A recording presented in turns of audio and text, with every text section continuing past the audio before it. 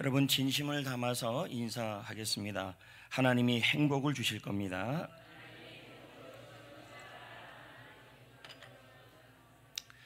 여러분 말씀을 잘 듣는 비결은 눈을 저에게 이렇게 맞춰주시고 또 입도 이렇게 좀 벌려주시고 근데 또 이마 이렇게 하시면 안 됩니다.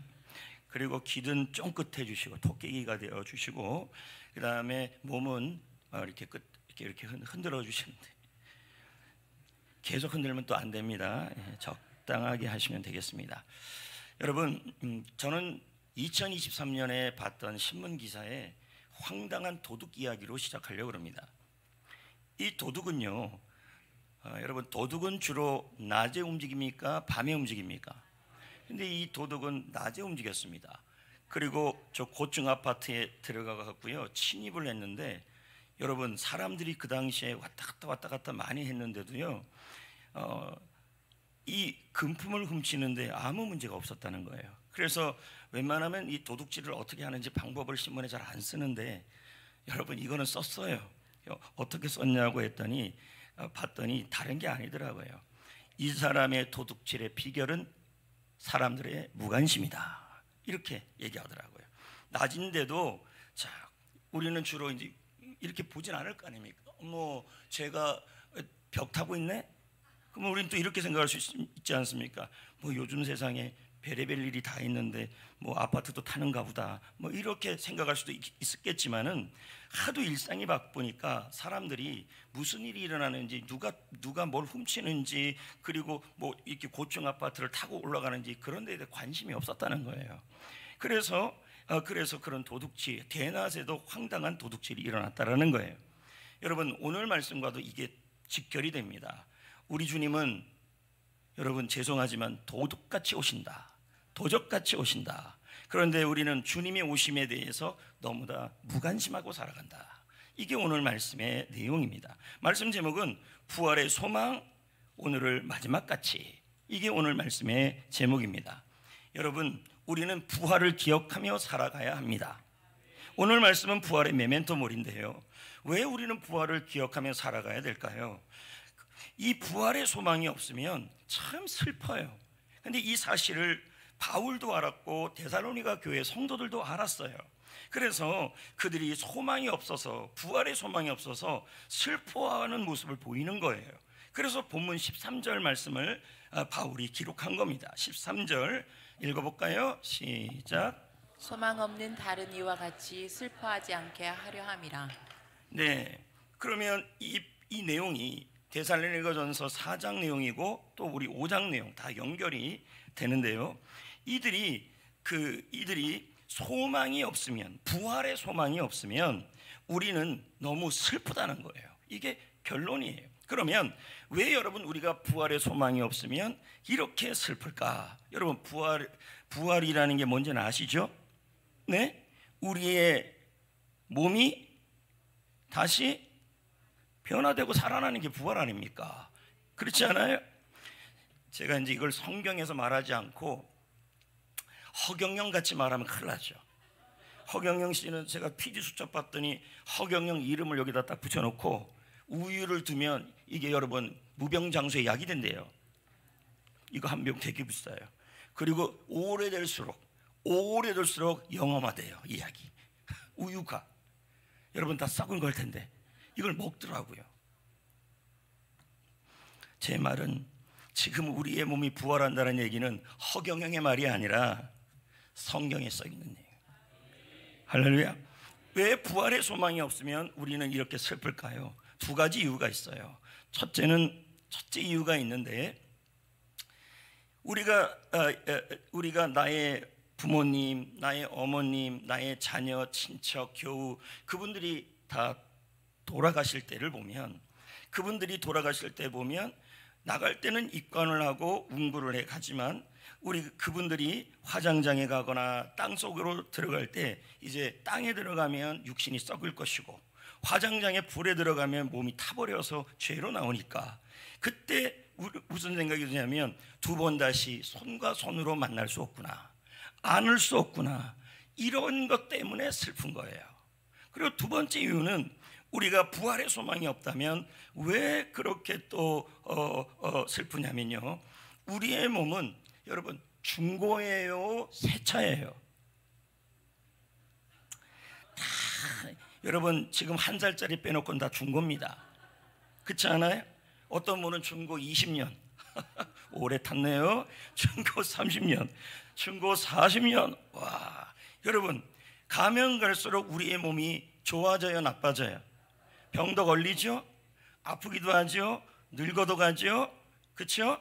근데 우리가 점점 이런 몸으로 늙어가는데 나중에 주님이 우리를 부활시킬 때 만약에 중고의 몸으로 부활한다면 이거 너무하신 일이에요. 그렇지 않아요? 슬퍼요, 안 슬퍼요? 물어보고 주님이 저한테 물을 것 같아요. 권 목사야, 너는 지금의 몸으로 부활하고 싶냐? No, 싫습니다. 여러분 싫어요. 그리고 고장도 많이 났을 거 아니에요, 여기저기. 지금 몸은 싫은 거예요. 그러니까 우리가 무슨 생각이 드냐면 부활의 소망이 없으면 우리는 슬퍼지는 거예요. 그럼에도 불구하고 여러분, 우리는 부활의 소망이 있습니다. 아멘. 예수님이 부활하신 것처럼 우리도 부활할 수 있습니다. 본문 14절 말씀을 볼까요? 읽어볼까요? 시작. 우리가 예수께서 죽으셨다가 다시 살아나심을 믿을진대 이와 같이 예수 안에서 자는 자들도 하나님이 그와 함께 데리고 오시리라. 자, 어떻든 하나님의 말씀인데 조금 어려워요. 그럼 조금 쉽게 써놓은 성경이 쉬운 성경이에요. 그 성경을 보면요 아주 이해가 잘 되게 돼 있어요. 제가 읽어볼게요. 우리는 주님께서 죽으셨다가 다시 살아나신 것을 믿고 있습니다. 맞죠? 그러므로 하나님께서는 예수님을 믿다가 죽은 자들도 예수님과 함께 분명히 살리실 것입니다. 이 부활이죠, 부활. 자, 이 말씀을 고린도전서 15장은 여러분 대표적 부활장이에요. 근데 여기 보면 예수님을 뭐라고 표현하고 있냐면 부활의 첫 열매라고 표현되어 있어요. 자, 여러분 여기에다가 마지막 열매라 그런다면 예수님이 우리는 부활할 수가 없는 거죠. 근데 부활의 무슨 열매예요? 처음 열매래요. 그러면 열매가 처음 맺히면 그 다음 열매가 맺혀야 안 맺혀야? 그러니까 예수님이 부활의 첫 열매면 우리는 예수님이 다시 오실 때에 부활의 다음 열매들이 된다는 얘기예요. 자, 23절 읽어볼까요? 시작. 먼저는 첫 열매인 그리스도요 다음에는 그가 강림하실 때 그리스도에게 속한 자요. 아멘. 여러분 우리 예수님이 다시 오실 때에 우리는 부활할 겁니다. 그러면 이 말씀이 성경 어디에 나와 있냐면 사도행전 1장에 예수님이 40일 동안에 있다가 하늘나라로 천사들과 함께 올라가는 내용이 1장에 나와요. 그때 제자들이 올라가는 모습만 가만히 보고 있으니까 천사들이 말하기를 너희들 왜 그렇게 보고 있느냐, 너희들이 본 그 예수는 너희들이 본 그대로 다시 오리라, 이렇게 나와요. 예수님은 다시 오십니다. 그리고 그 오실 그때에 우리는 부활합니다. 그리고 우리가 부활할 몸은 어떤 몸이냐? 고린도전서 15장 43, 44절 참 정확하게 알려주셨어요. 시작. 욕된 것으로 심고 영광스러운 것으로 다시 살아나며 약한 것으로 심고 강한 것으로 다시 살아나며 육의 몸을 심고 신령한 몸으로 다시 살아나니 육의 몸이 있은즉 또 영의 몸도 있느니라. 자, 이 말씀을요 참 놀라운 약속이에요. 영광의 몸이 된다, 강한 몸이 된다, 신령한 몸이 된다, 영의 몸이 된다. 지금의 몸은 아니란 얘기예요. 이해되시겠어요? 얼굴도 그리고 뭐 이런 형체는 그렇다 할지라도 이 몸이 그렇지는 않을 거라는 거예요. 이 부분을 칼빈 선생님이 해석을 했어요. 자, 볼까요? 부활의 몸은 여러분이 좀 읽어주실까요? 시작. 부활의 몸은 죽음의 영향을 받지 않는 몸이다. 늙거나 병든 약한 몸이 아니다. 이 몸은 강하고 능력 있는 완전한 몸이다. 부활의 몸은 고통의 영향을 받지 않는 몸이다. 수치스럽지 않은 몸이다. 영광스러운 몸이다. 죄의 유혹에서 벗어나 항상 성령 충만한 몸이다. 저는 칼빈의 주석 고린도전서 15장을 합해가지고 부활의 몸이 어떤 몸인지를 보겠습니다. 첫 번째를 보면요, 영혼이, 여러분, 영혼이 건강하고 생명력이 있는 몸이에요. 왜 아멘이십니까? 늙지도 않고 아프지도 않아요. 그래서 천국에 없는 것 중에 하나가 있는데 그게 병원입니다. 약국도 없습니다. 그렇죠? 그러니까 여러분, 나중에 우리가 저 하늘나라, 나중에 예수 그리스도가 자꾸 이제 나중에 이러니까 예수님의 재림은 멀리 있다 이렇게 생각하는데요, 조금 이따가 제가 말씀을 드리겠습니다. 부활한 몸은 지금의 그 몸이 아니라 우리가 여기 수술한 자리 이런 거 있잖아요. 제가 이러면 여러분이 대답을 안 한 거예요. 여러분, 부활의 몸이 있잖아요. 그리고 여기 이렇게 수술했죠. 맹장 수술도 하고, 그리고 어디에 뭐 간도 하나 간은 아니고 신장 하나 떼주고 막 이러잖아요. 나중에 여러분, 나중이 아니고 어떻든 예수님이 재림하고 부활하는 그 몸은 여러분 아프지도 않고 흉터도 없습니다. 완전한 몸입니다. 두 번째 어떤 몸이냐면 강한 몸입니다. 피곤을 몰라요. 아멘. 지치지가 않아요. 우리는 잠을 오래 자도 피곤한데, 놀아도 피곤하고, 일을 해도 피곤한데, 천국에는요, 잠을 자든 일하든 뭐라든 여러분 피곤도 없고 지침도 없어요. 참 좋은 모습이에요. 할렐루야. 그리고 어떤 얼굴이냐는 우리도 잘 몰라요. 그러나 가장 여러분 인생의 최전성기의 얼굴일 겁니다. 근데 또 어떤 분은 이래요. 저는 싫은데요. 왜요? 만족이 안 되는데요. 왜요? 여기 좀 더 째야 되는데요. 그러면 다 그거 만져서 알아서 해주실 겁니다. 그래서 세 번째 몸이 영광의 몸입니다. 여러분, 이 영광의 몸이라는 말은 어떤 몸이냐면 수치스럽지 않다는 얘기예요. 나는 내 몸을 보면 너무 수치스러워. 나는 내 얼굴을 보면 이거 하나만 좀 고쳤으면 좋겠어. 그리고 나는 내 능력과 건강을 보면 이거 하나는 좀 없었으면 좋겠어. 이런, 우리가 우리 자신을 바라볼 때 부끄럽고 수치스럽고 자랑할 만한 것이 없는데, 나중에 부활한 그 몸은 영광스러운 몸이다. 자랑할 만한 몸이다. 외모도 만족하고, 할렐루야, 그 몸으로 부활할 거라는 거예요. 여러분, 이런 몸으로 부활된다는 것은 너무 소망 있는 말인 것입니다. 그 다음에 마지막은 저는 이 넷째에서 마음에 감사했습니다. 신령한 몸. 더 이상 여러분 제자 훈련이 필요 없는 몸입니다. 죄의 영향을 받지 않아요. 그래서 여러분, 구원을 세 가지로 표현해요. 믿음으로 구원받는 칭의적 구원, 두 번째는 이 땅에서 제자 훈련을 통해, 말씀을 통해, 경건을 통해 하는 성화적 구원, 세 번째는 저 천국에 가서 이루는 완벽한 구원을 뭐라 그러냐면 영화적 구원이라는 거예요. 그러니까 천국에는 여러분 제자 훈련이 없습니다. 좋아해야 되지 않겠습니까? 여러분, 천국에 가면 제자 훈련도 없고, 그리고 제 유혹도 없어요. 여러분, 완전한 상태가 되는 것입니다. 이 몸이 바로 우리가 부활할 몸입니다. 소망이 있죠? 이 몸 그대로 부활시켜 준다라는 말씀이 없는 게 은혜입니다. 맞잖아요. 주님은 잘 줬는데 뭐 저도 처음부터 배가 나왔겠습니까? 그렇지 않겠어요? 응? 여러분, 여기 누에고치가 있는데요, 저 누에고치 안에는 좁고 어두워요. 그렇죠? 우리도 똑같아요. 이 땅에서 육신의 몸을 입고 있을 때 좁고 늙어가고 병들고 상처받고 그러고 죽어요. 그런데 여러분, 누에고치는 누에고치로 끝나지 않고 여러분 나비가 됩니다. 우리도 여러분 이 육신에서 끝나는 것이 아니라 예수님의 부활 덕분에 우리도 영광스러운 몸, 자, 크게 합니다. 영광스러운 몸, 강한 몸, 신령한 몸, 그 몸으로 부활할 것입니다. 성전교회 와서 많은 어르신들이, 또 제가 아는 분들이 하늘나라에 갔습니다. 성도님들도, 또 권사님들도, 안수집사님들도, 장로님들도 먼저 하늘나라 갔죠.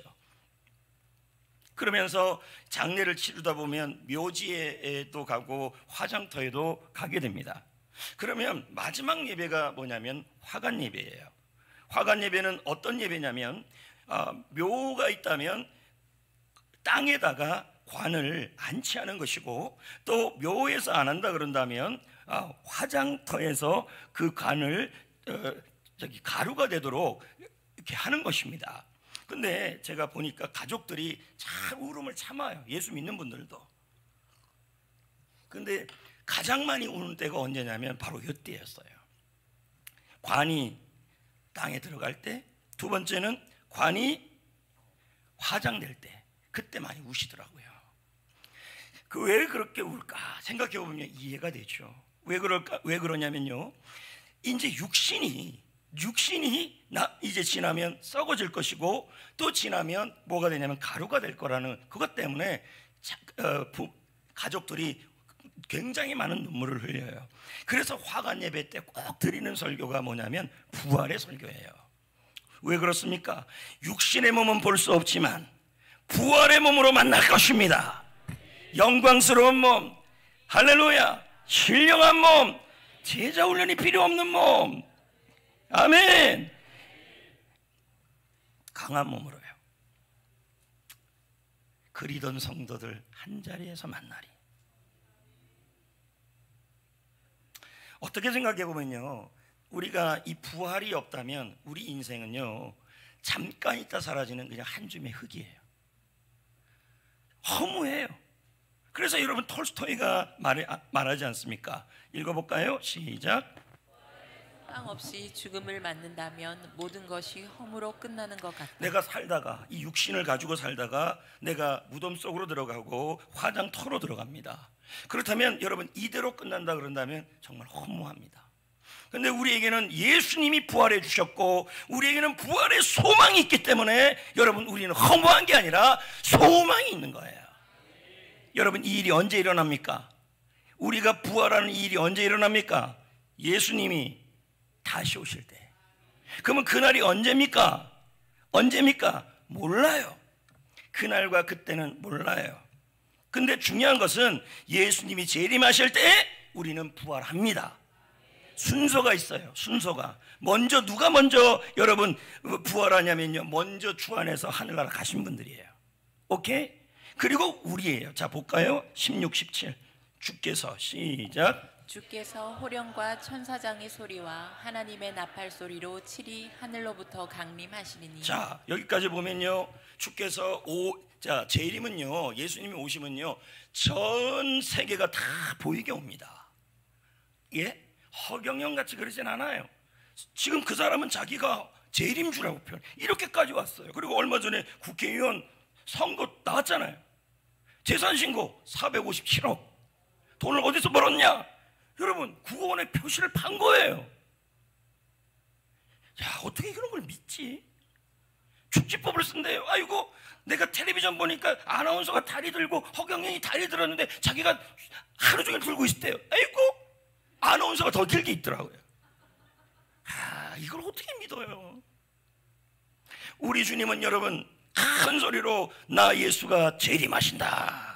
그리고 천사장의 소리와 하나님의 나팔 소리가 확 울릴 때, 그때 여러분 뭐가 일어나냐면 먼저 주 안에서 죽은 자들이 부활한다. 그 다음이요, 우리 혹시 제가 안 죽을 수 있잖아요. 여러분도 안 죽을 수 있잖아요. 안 죽을 수 있잖아요만 다 빼고 이것만 하면요, 전 이단이 됩니다. 그게 아니라 예수님이 재림하실 때 제가 살아있을 수도 있잖아요. 그렇죠? 그럴 때는 어떻게 되냐는 거예요. 17절 시작. 그 후에 우리 살아남은 자들도 그들과 함께 구름 속으로 끌려 올려 공중에서 주를 영접하게 되시니 그리하여 우리가 항상 주와 함께 있으리라. 자, 그렇다니까. 그 그림으로 보면, 이렇게 그림을 그려보면요, 자, 공중에서 주님이 재림하시잖아요. 다시 오시잖아요. 그래서 왜 재림이에요? 예수님이 크리스마스 날 한 번 오셨잖아요. 그걸 초림이라 그래요. 먼저 왔다, 아니 처음 왔다, 재림 다시 왔다, 저렇게 오는데 어머 여러분, 슈퍼맨처럼 이렇게 공중으로 올라간다는 얘기죠. 여기서 더하거나 뺄 수가 없어요. 그냥 이대로에 믿으셔야 돼요. 그리고 이 부분을 로이드 존스 목사님이 말씀을 하셨어요. 근데 요 순간에 우리의 몸이 뭐가 되냐면 부활의 몸으로 바뀌어요. 어떻게 해요? 호련히. 어떻게 해요? 갑자기 바뀌어요. 자, 읽어봅시다. 모든 성도들이. 시작. 모든 성도들이 공중에서 예수님을 그러면 만날 것이다. 주님을 만나는 장소가 어디입니까? 공중에 있는 혼인잔치란 얘기죠. 근데 어떻게 만나요? 자, 로이드 존스가 뭐라 그럽니까? 부활의 몸으로 만날 것이다. 아멘. 그 다음은요. 하나님과, 그 다음은요. 뭐요? 하나님과 영원히 교제하며 살게 될 것이다. 아멘. 그러면 여기까지 정리해보면요, 예수님이 부활의 몸은 영광의 몸, 강한 몸, 신령한 몸, 완전한 몸, 이 몸으로 부활할 건데, 이게 언제 일어나느냐? 예수님이 오실 때. 예수님이 오시는 때, 그때 우리의 몸이 어떻게 돼요? 순식간에. 이걸 뭐 저는 말할 수가 없는 게 성경에 나온 그대로예요. 자, 고린도전서 15장 51절 읽어볼까요? 시작. 마지막 나팔에 순식간에 호련히 다 변화되리니. 변화하리라. 어떻게 해요? 순식간에, 나도 모르게, 깨닫지도 못하는데 그냥 변해져 있는 겁니다. 할렐루야. 할렐루야. 이 일이 언제 일어날까요? 예수님이 다시 오실 그때예요. 그러나 그 순간과 그 날짜는 우리도 몰라요. 그냥 분명하게 하는 것이 뭐냐면 도둑같이 온다는 얘기예요. 자, 읽어볼까요? 5장 1절 2절 데살로니가전서 시작. 형제들아, 때와 시기에 관하여는 너에게 쓸 것이 없음은 주의 날이 밤에 도둑같이 이를 줄을 너희 자신이 자세히 알기 때문이라. 그러니까 주님이 언제 올지 알 수 있어요, 없어요? 없어요. 근데 그러면 오늘이 될 수도 있고 내일이 될 수도 있고 나중에 될 수도 있어요. 그런데 우리가 흔히 쓰는, 목기자들이 흔히 쓰는 말, 성도들이 흔히 쓰는 말은 나중에 주님이 오시면, 이렇게 쓴다는 거예요. 그 말은 성경에 없어요. 나중이란 단어는. 여러분, 찬송가 중에서 우리가 조금 전에 불렀던 하나님의 나팔 소리 불렀잖아요. 그렇죠? 무덤 속에 잠자던 죄송합니다. 목이 좀 거식해가지고. 무덤 속에 잠자던 자 그때 다시 일어나 영화로운 부활 승리 얻으리. 주의 택한 모든 성도 구름 타고 올라가 공중에서 주의 얼굴 배우리. 나팔 불 때 모명구 장로님이 이름, 나팔 불 때 윤경원 장로님이, 두 분만 부르면 또 장로님들이 서운할 텐데, 부를 때의 잔치. 여러분, 박자가 틀렸네요.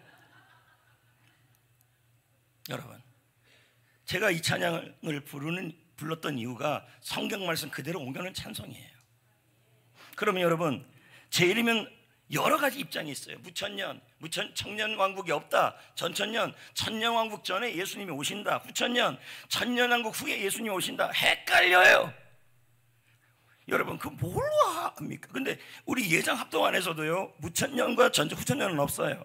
후천년은 좀 이단적 색채가 강하다 그래요. 그래서 무천년이냐 전천년이냐 이런 얘기가 있는데요. 여러분, 무천년이 오든 전천년이 오든 누리면 되는 건데, 중요한 건 재림을 준비하고 있으면 되죠. 근데 그래도 우리 장로교 교단의 입장은 들어야 될 거 아닙니까? 그렇죠? 박형영 박사, 박윤선 박사는 대표적으로 기독교 신학자입니다. 개혁주의 신학자, 보수주의 신학자. 이분들이 예수님의 재림의 시간을 어떻게 표현했는지를 한번 보자고요. 시작. 언제 재림이 올지 모른다. 정확한 시기도 알 수 없다. 분명한 것은 예고 없이 온다. 재림은 현재 우리가 살고 있는 시대에도 일어날 수 있는 사건이다. 그럼 이 말에 박형영, 박윤선, 칼빈까지 다 포함되죠. 무슨 얘기냐면 재림은 현재 일어날 수 있다는 거예요. 오늘일 수도 있고 내일일 수도 있다는 얘기예요. 이걸 자꾸 나중이라는 단어를 써서 문제예요. 왜 나중이라 씁니까? 오늘 올 수도 있고 내일 올 수도 있는데요. 그러니까 뭐예요? 오늘 주님이 재림하시면 우리는 뭐가 되는 거예요? 부활의 몸이 되는 거죠. 그렇지 않겠어요? 그러니까 오늘이 우리 인생의 마지막이 될 수도 있어요. 그래서 종말을 두 가지로 표현하잖아요. 조직신학에서 개인적 종말, 죽음, 역사적 종말, 재림. 여러분, 죽음도 오늘 일어날 수 있어요. 그리고 재림도 오늘 일어날 수 있어요. 그러니까 어떻게 살아야 돼요? 날마다 오늘이 내 인생의 마지막일 수가 있다는 생각을 하셔야 돼요. 오늘 재림할 수가 있다는 얘기예요. 네. 그래서 여러분, 이 데살로니가 전서에 보면 바울이 그래, 날마다 오늘이 마지막일 수도 있다, 재림이 오늘 일어날 수도 있고 죽음이 오늘 일어날 수도 있기 때문에 이 오늘을 어떻게 살아야 되는지를 부활의 메멘토 모리를 하면서 이 데살로니가 전서 5절에 이 땅에서 하나님의 백성이 부활의 소망을 잊고 재림을 사모하고 살아가는 하나님의 백성이 어떻게 살아가야 좋을지를 말하고 있어요. 보자고요. 5장 4절 6절 시작. 형제들아, 그날이 도둑같이 너희에게 임하지 못하리니. 여러분, 도둑같이 온다 그래도 도둑같이 안 온다잖아요. 그러니까 뭐예요? 준비만 있으면 괜찮다. 준비를 하고 있으면. 근데 어떻게 준비하라고 하고 있어요? 5절 너희는 다 시작. 너희는 다 빛의 아들이요 낮의 아들이라. 우리가 밤이나 어둠에 속하지 아니하리니. 스톱. 세상에 살아가는 동안에 병도 걸리고 아픔도 있고 어려움도 있는데 매일매일 아침에 일어날 때마다 오늘은 주님 만날 수 있는 재림의 날이 될 수도, 그날이 될 수도 있고 내가 죽을 수 있는 그날이 될 수 있다. 그러니 세상이 다 어둡고 내 몸이 너무 아파도 나는 그래도 빛의 자녀같이 살자, 이 뜻이에요. 이게요. 그리고 그 다음 구절을 보십시오. 이 구절을 어떻게 표현하는지를요. 6절 시작. 우리는 다들 이들과 같이 자지 말고 자, 오직 깨어 정신을 차려. 예, 뭐래요? 깨어 정신 차려라, 이렇게 얘기하는 거예요. 정신 바짝 차려라. 빛의 아들이라는 말은 빛의 자녀란 뜻이에요. 자, 아들 써놓으면 딸들이 되게 기분 나빠해요. 이 아들이란 말은, 성경의 아들이란 말은요, 아들, 딸 다 포함하는 거예요. 알겠습니까? 깨어 정신 차리라는 말은요, 하루를 일어났을 때 멍 때리고 살지 말아라. 오늘이 그날일 수 있다고 생각하라는 얘기예요. 여러분, 주님이 언제 재림할지 몰라요. 근데 오늘이 그날일 수도 있어요.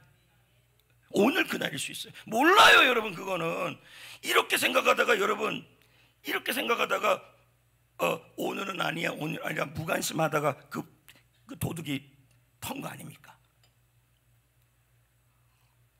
그래서 여러분, 부활의 메멘토 모리 정신을 다시 한번 얘기하면 이겁니다. 주님은 도둑같이 온다. 예고 없이 온다. 그리고 그날이 나중이 아니라 오늘일 수도 있다. 아침에 일어날 때마다 오늘 재림할 수도 있다. 오늘 내가 죽을 수도 있다. 그러니 정신 차리고, 내가 그래서 이 몸이 이 상태이고 뭔 상태도 나는 부활의 소망이 있으니까 빛의 자녀같이 살아가야겠다, 이렇게 결단하셔야 돼요. 그러면 또 질문이 나오는 거예요. 빛의 자녀는 일부는 괜찮았어요. 일부는. 근데 2부는 이제 그 시기 해가지고 이제 얼마나 이걸 보면서 안타까워할까. 목도 안 나오는데 저렇게 또 버럭버럭 하고 있네. 아니면 고소하다. 여러분, 빛의 자녀같이 사는 삶이 뭔지를 알아야 될 거 아닙니까? 성경에 쓰여 있네. 성경에 써였네. 아멘을 아끼는 건 아닙니다. 성경에 써인 아멘 좀 하세요. 아이고, 쇼를 합니다 지금요. 성경 5장에 나와요. 항상 기뻐하라. 쉬지 말고 기도하라. 범사에 감사하라. 이것이 그리스도 예수 안에서 너희를 향하신 하나님의 뜻이니라. 그러면서 19절 20절 평강의 하나님이 너희에게 오시면 주가 강림하실 그때에 흠없기를 원하노라. 그게 이거예요, 여러분. 빛의 자녀같이 살아가는 삶. 항상 기뻐하라는 삶은 어떤 삶일까요? 의도적으로 기뻐하라는 얘기죠. 오늘이 주님이 재림할 수 있는 날이다. 오늘이 내 인생의 마지막일 수도 있다. 오늘이 내가 혹시 죽을 수도 있다. 근데 여러분, 내가 아니라고 생각할 수 없는 게 무슨 일이 일어날지 모르니까. 그래서 우리 아침에 일어날 때마다 어떻게 살아가야 돼요? 부활의 소망을 붙들고, 예, 빛의 자녀로 살기로 결심하셔야 돼요. 기쁜 일이 있어 기뻐하는 게 아니라 기쁜 일이 없어도 기뻐하면 기쁜 일이 생기는 것입니다. 내가 몸이 늙어가요. 그리고 뭐 하나 떼졌어요. 물질적으로 너무 어려워요. 그래도 뭐예요? 오늘이 마지막이라는 마음으로 살아가야 돼요. 그러면 여러분 미래에 대한 걱정보다는 오늘 하루 잘 살자. 그런데 안 왔잖아요. 주님이 안 오면 어떻습니까? 매일매일 메멘토 모리로 살다 보면요, 그게 여러분의 빛의 인생이 되는 거죠. 그리고 그날이 언제 올지 모르니까 아침마다 마지막까지 산다면요, 안 웃을 수 없어요. 주님 만날 때, 부활할 때 여러분 부활할 때 여러분 V하고 만나야 돼요. 치즈 이렇게 만나야 돼요.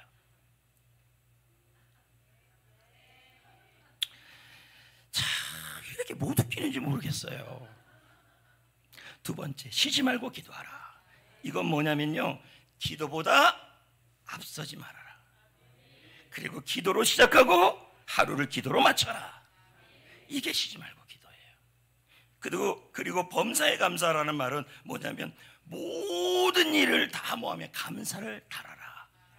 감사할 게 없는데요, 여러분 오늘이 마지막이라며 감사거리를 찾을 수밖에 없어요, 일상에서. 그래서 이것을 좀 더 쉽게 비유적으로 설명하면요, 기쁨을 겉옷이라고 표현했어요. 여기 보면 사람들이 우리를 바라볼 때 제일 먼저 바라보는 것은요, 옷 뭐 입었냐예요. 티셔츠는 나중 문제예요. 이게 기쁨이어야 되고, 양말, 여러분 양말 신고 어디로든지 가잖아요. 신발은 벗어도 양말은 웬만하면 잘 때 말고는 안 벗어요. 어디에 있든지 어디에 가든지 감사하라. 그리고 속옷 아닙니다. 티셔츠 안에 있잖아요. 기도가 우리의 딱 티셔츠 같이 여러분, 얘는 또 벗을 수 있지 어떨 때. 근데 티셔츠는요, 잘 때도 하잖아요.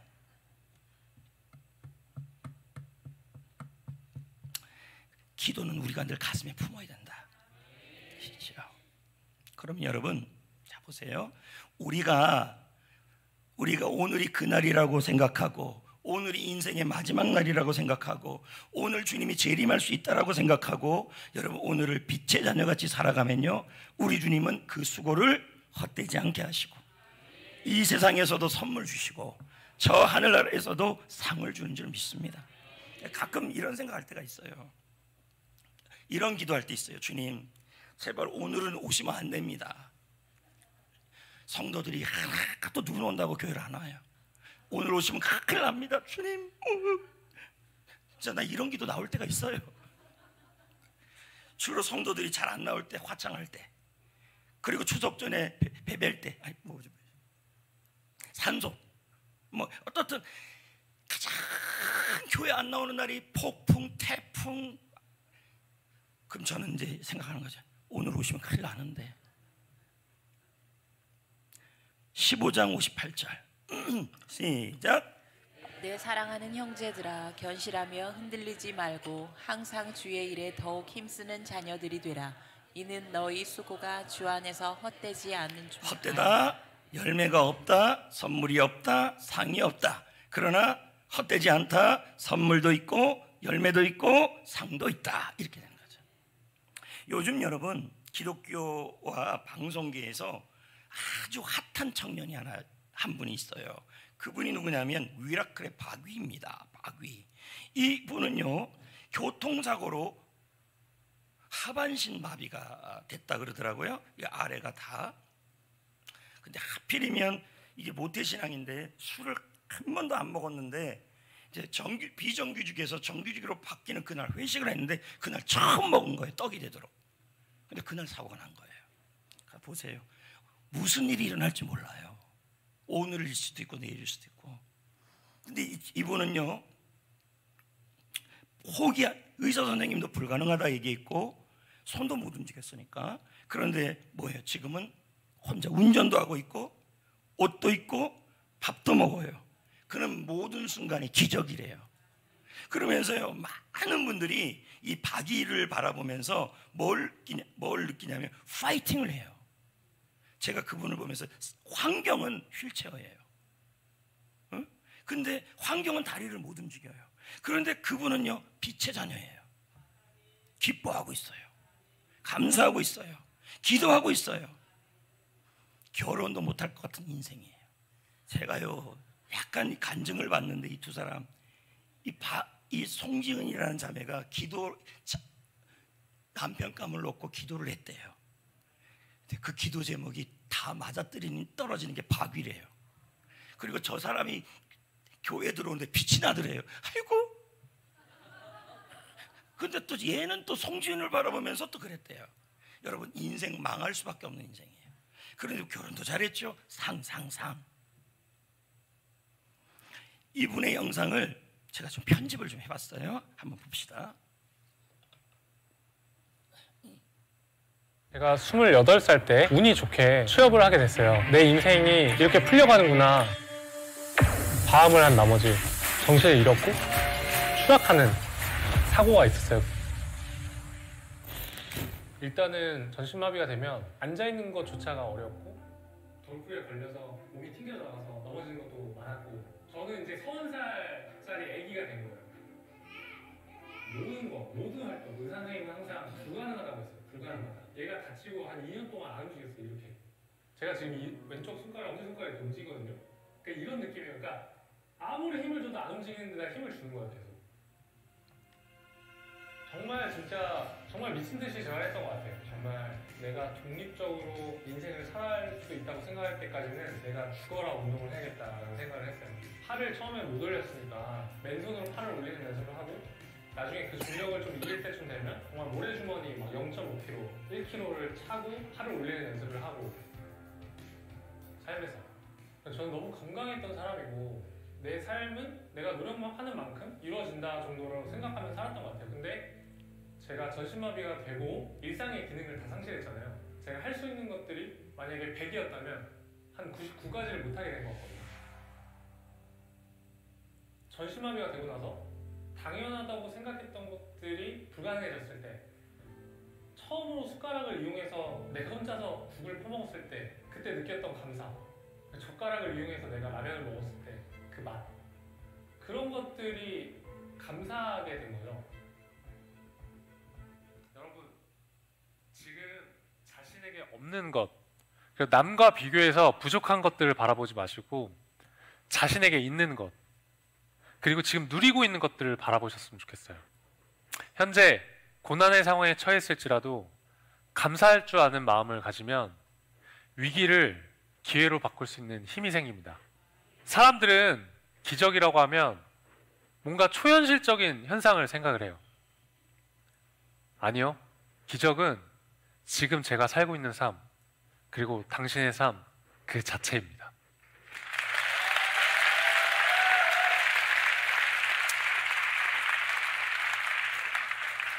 여러분, 영화 Me Before You 보셨어요? 영화 Me Before You를 보면 전신마비가 된 남자 주인공이 이런 말을 해요. 예전의 나로 돌아가서 파리의 거리를 걷고 싶어요. 예전에 마비가 되기 전 자신의 삶을 사랑했던 남자 주인공은 결국 죽음을 선택하죠. 과거의 삶이 우리 인생에 물리적으로 어떤 영향을 줄 수 있을까요? 저는 죽음 대신 삶을 선택했어요. 불완전한 삶은 새로운 시각을 선사합니다. 이제 제게 당연한 삶은 없어요. 모든 일상이 감사하게 느껴지는 풍요로운 행복을 경험하는 중이죠. 지금 숨 쉴 수 있다는 건 우리에게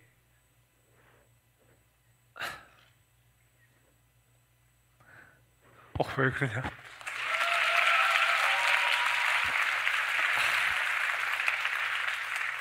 네. 지금 숨 쉴 수 있다는 건 우리에게 아직 기회가 있다는 것이에요.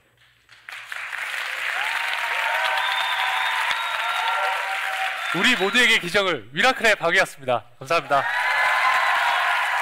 저는 이분의 삶이 우리보다 더 비참하다고 생각합니다. 전신마비였고 하반신마비였고 움직일 수 없었잖아요. 근데 이 사람은 하루하루를 어떻게 살아갔냐면 오늘이 나의 마지막일 수도 있다. 그러면서 감사하고 기뻐하고 할렐루야 기도하는 영향력 있는 사람이 됐어요. 저런 몸인데도요. 저도 청정교회 담임 목사가 되면서부터 처음부터 하나님께 기도했던 것은 하루가 나의 마지막이라는 마음으로 목회를 합니다. 그리고 설교단에 섰을 때도 항상 그 마음이에요. 이 설교가 저의 마지막 설교다. 왜? 내가 끝나고 나서 죽을 수 있으니까. 그래서 설교 한 편 한 편은 저의 유언 같은 거예요. 그래서 목사님 목소리가 왜 그렇게 커요? 여러분, 유언인데, 근데 제가 병 걸려서 유언하는 것도 아니잖아요. 쌩쌩하잖아요. 그렇다면 얼마나 절절하게 전해야 되겠습니까? 그러니까 이 설교는 매 설교마다 저의 유언이고, 그리고 이 유언을 준비한다. 여러분, 유언서를 쓸 때 아이고 대충 이랬습니까? 최선을 다합니까? 제가 그렇게 설교 준비를 해요. 왜요? 이게 나의 마지막 설교라고 생각하니까. 왜요? 오늘 주님이 재림할 수도 있고, 오늘 내가 죽을 수도 있으니 뭐예요? 빛의 자녀같이 항상 기뻐하고 쉬지 말고 기도하고 범사에 감사하면서 그리스도의 대사로 최선을 다해 살다가 주님 만나야죠. 오늘 만날 수도 있기 때문에 부끄럽기 싫다는 얘기죠. 아멘. 오늘이 그날일 수 있어요, 여러분. 다 하루하루 잘 사셔야 돼요. 말씀을 마무리하겠습니다. 적용을 해볼까요? 항상 기뻐하고 쉬지 말고 기도하고 범사에 감사하라. 주제적 내용은 감사 미션 하시면 돼요. 제가 구체적으로 해놨어요. 오늘 전체 설교를 한 문장으로 정리하겠습니다. 주님이 도적같이 오시니 부활의 소망을 품고 오늘을 마지막 날처럼, 오늘이 재림의 날일지도 모른다는 마음으로 빛의 자녀로 살아갈 때에 하나님은 그 수고를 헛되게 하지 않는다. 여러분, 찬송 불러볼까요? 그날이 도적같이.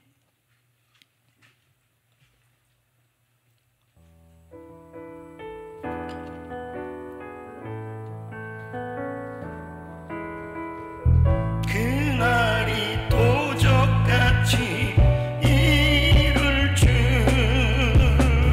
너희는 모르느냐. 늘 깨어 있으라. 잠들지 마라. 주님과 동행하라. 평강의 하나님이